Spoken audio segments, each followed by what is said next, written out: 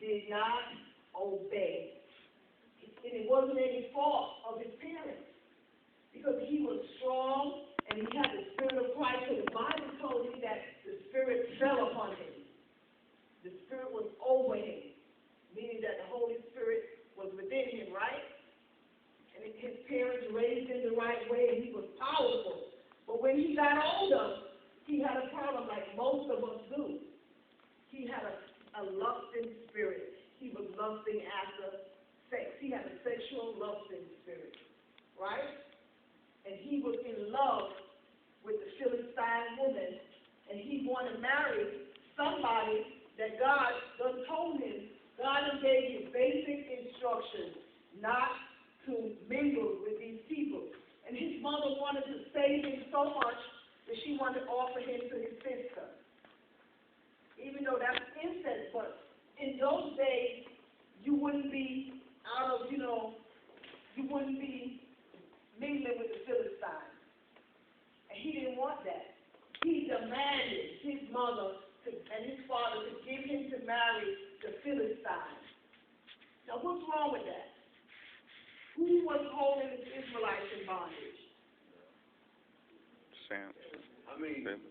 The Philistines. And what did I say that they were what? They were what? Uncircumcised?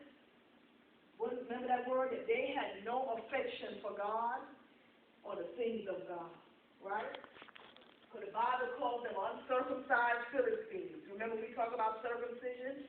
He had the Philistines, they didn't care nothing about God, they want to have nothing to do about God, they want to hear nothing to do about the God of Israel. You understand?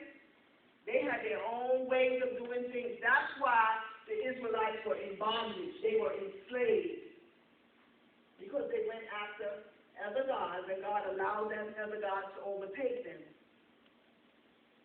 So, if you were the guy that was in your mother's womb, that God raised you up to be a deliverer, right? From in the mother's womb. This is what happened to Samson. Would you want to marry a Philistine girl? Why? Because what? Because she was sinning. That's a good answer. Okay, I accept that. Would you want to marry a Philistine girl? If God has raised you up as a leader to set Israel free, would you want to marry a Philistine girl? No. Why? Can you tell me why? If you say something, you must have a reason why you say it. You don't just say no. You got to have a reason, an underlying reason why you would say no. Because they were uncircumcised. Because what?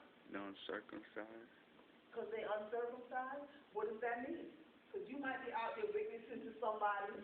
We got to know when we say something what it means. You're going to tell somebody, well, don't marry this person because they're uncircumcised. Well, what does that mean? That's one thing. What else? They unclean. Not living right. Huh? Ain't doing, not obeying. That you're not going to be what? They ain't obeying. Who don't obey? Them. The Philistines don't obey. Okay? How is it that they're not obeying? Because people want to know facts. Right? So you're going to tell me, you're a preacher now, you evangelizing, this is outreach.